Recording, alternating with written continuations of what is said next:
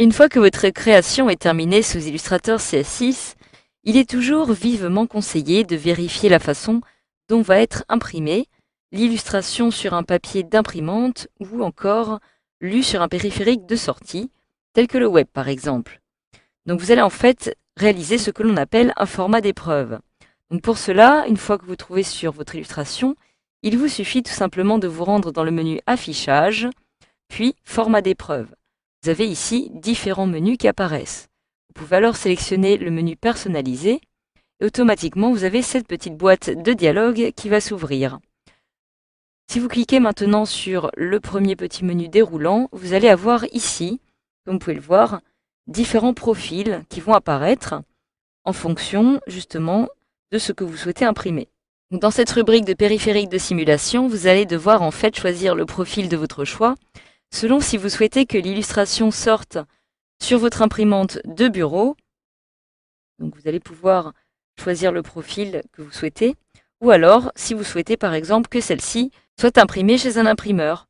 Donc si c'est le cas, vous allez devoir choisir cette fois-ci le profil suivant, Euroscale Cotid V2.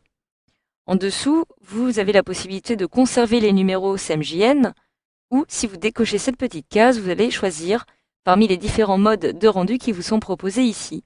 Vous avez donc le choix par exemple entre un mode de rendu perception, c'est plutôt un mode de rendu qui va être adapté aux photographies, un mode de saturation qui va en fait modifier les couleurs en privilégiant leur saturation, donc les couleurs seront en fait plus vives mais moins précises, colorimétrie relative qui va mettre l'accent cette fois-ci sur la perception des couleurs plutôt que sur le rendu, et enfin une colorimétrie absolue qui va plutôt privilégier un rendu exact des couleurs sur le papier ou à l'écran.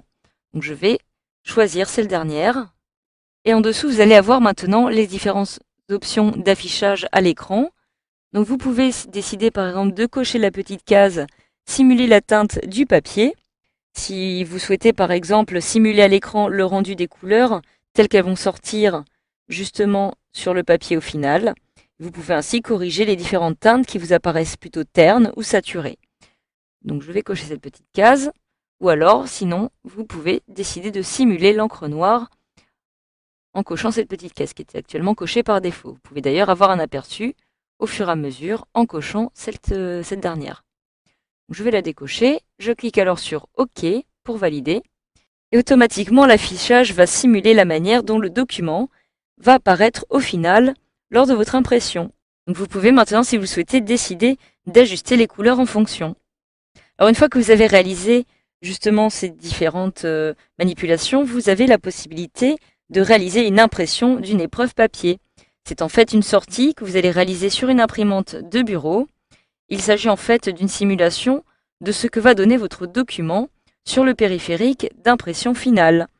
Donc pour cela, vous allez devoir justement imprimer une épreuve papier sur votre imprimante qui va justement utiliser les paramètres que vous avez définis au préalable dans la boîte de dialogue format d'épreuve. C'est donc ce que nous venons de faire. Donc maintenant, si vous souhaitez simuler l'encre noire, vous allez devoir ouvrir la boîte de dialogue du menu Édition, puis Couleurs. Automatiquement, j'ai cette petite boîte de dialogue qui s'ouvre. Donc une fois que cette petite boîte de dialogue est ouverte, je vous conseille de cliquer ici sur Plus d'options afin d'afficher les options avancées. Donc vous pouvez maintenant, si vous le souhaitez, décider de désélectionner l'option Utiliser la compensation du point noir qui se trouve ici, qui va vous permettre de compenser les différences de points noirs en conversion. Donc je décoche Utiliser la compensation du point noir, comme ceci, et je clique sur OK pour valider. Je vais maintenant me rendre dans le menu Fichier, puis sélectionner la fonction Imprimer. Automatiquement, je retrouve dans cette petite boîte de dialogue mon document que je souhaite imprimer. Et je vais pouvoir ici cliquer sur la catégorie maintenant Gestion de couleurs qui se trouve ici sur la gauche.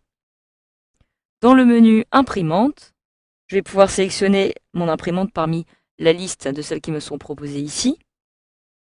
Je vais retrouver par la suite Méthode d'impression qui va me permettre d'afficher ici le profil du document par défaut. Donc il s'agit évidemment d'un profil en CMJN, donc cela a été évidemment choisi lors de la création de mon document.